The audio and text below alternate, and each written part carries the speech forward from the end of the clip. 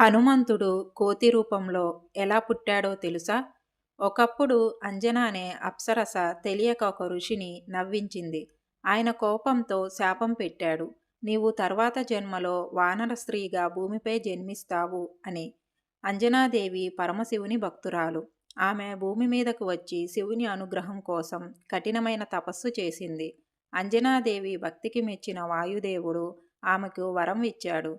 అదే సమయంలో దశరథ మహారాజు పుత్రకామేష్ట యాగం చేస్తున్నాడు.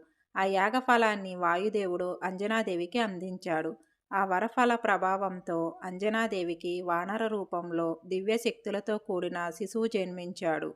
వాయుదేవుని అంశ అవతారము, అపార బల సంపన్నుడు, పరమభక్తుడు. అందుకే హనుమంతుడిని ఆంజనేయుడు, వాయుపుత్రుడు, మహావీరుడు అని అంటారు. మీరు హనుమాన్ భక్తులైతే జై హనుమాన్ అని కామెంట్ చేయండి.